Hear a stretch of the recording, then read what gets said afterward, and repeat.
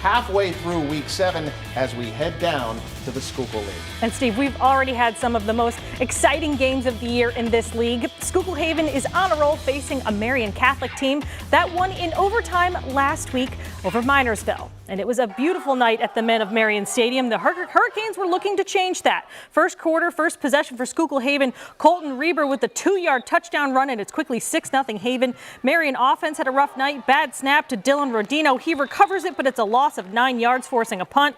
After that punt, Hurricane Nico Carastilla breaks through the line. He cuts left, switches hands, and runs 49 yards before any of the Colts are there to take him down. 2 plays later, it's the other Nico Castillo, going 22 yards and in to score to make it 14-0.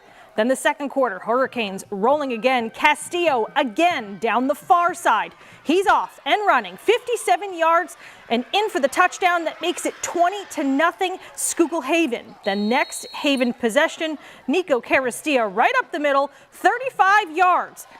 That's the score, 28-0 through the fog there. On one bright spot for Marian, Haven was looking to add more, throwing deep into the end zone, but Michael Johnson picks it off to stop the bleeding right before halftime. It was a temporary reprieve. First possession for Schuylkill Haven in the third quarter. Does this play look familiar? Yep, Carastilla through the line, cuts left, then goes 56 yards down to the 2-yard line.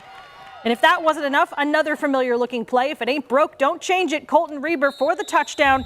Schuylkill Haven, that's your final. Hurricanes roll over the Colts 36-0.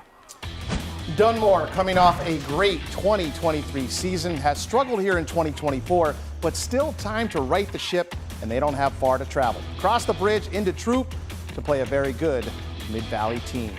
Great weather tonight for a Week 7 game in Dunmore with the quick ride.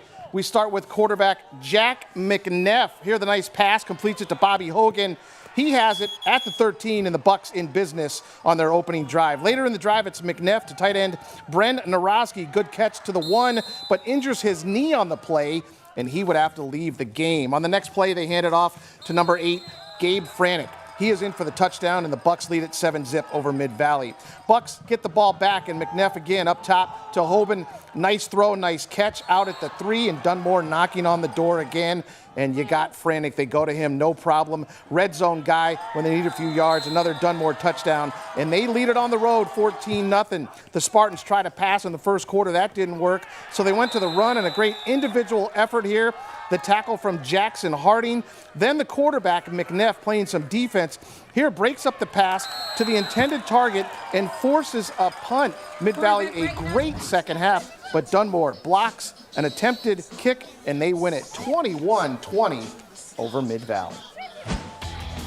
November 2nd will be a big night for many local sports legends, including Mike Musina, Stephanie Jallin, and Dave Popson, who we featured a few weeks ago. It's the induction into the Pennsylvania Sports Hall of Fame at the Drexel Brook Event Center. And the list includes former Berwick Bulldog Bo Orlando. Here's Eve Hernandez with one of the greatest to ever play in the state of Pennsylvania. Just going through your career, like when you were living through it, did you ever think you'd end up back here in Berwick at your alma mater? Absolutely not. Orlando, 2nd and 13. Stop in the pocket. Look. Bo Orlando quarterbacked Berwick to a championship in 1983, earning first-team All-State honors. In college, he took his talents to the defense, becoming one of the top safeties West Virginia University has ever had. Orlando was inducted into the Mountaineers Hall of Fame in 2012. 10 interceptions, 301 tackles, and a 10-year NFL career later, Orlando is set to be inducted into the Pennsylvania Sports Hall of Fame later this year. You know, it's a great accolade, being that Pennsylvania is so rich in football history way back, and the class that's going in. I know some of those guys, and pretty hyped up about it. Orlando was drafted by the Houston Oilers in the 6th round of the 1989 NFL Draft, in large part due to then defensive backs coach Nick Saban. When he called me when they drafted me, I just that voice just goes right through you. You know, that Nick. Now he has a lot more personality now than he had way back then. But I had no problem playing for a guy like that, and I actually thrived because Coach Curry. Coach Nealon in college didn't take any bull, so I played for some pretty stellar coaches and pretty disciplinary coaches. So to me, it was nothing to play for Nick. But the one coach who left the biggest impact was George Curry, one of the winningest coaches in Pennsylvania high school sports history. I told him, I think when was in my 50s, when I got to spend some time really at the end with him, we would have breakfast with him for, once or twice a week. And, always said, it took me 50 some years, but to realize what you have done, not only for me, for all of our guys, and just like how many guys were successful, period. I'm back here now, I'm the athletic director, and I help coach football, and Berwick football has always been very special to me, and give me a chance to get out of town and make Berwick proud. The Pennsylvania Sports Hall of Fame 2024 induction ceremony takes place Saturday, November 2nd at the Drexel Brook Events Center in Delaware County. Eve Hernandez, Newswatch 16 Sports, Columbia County.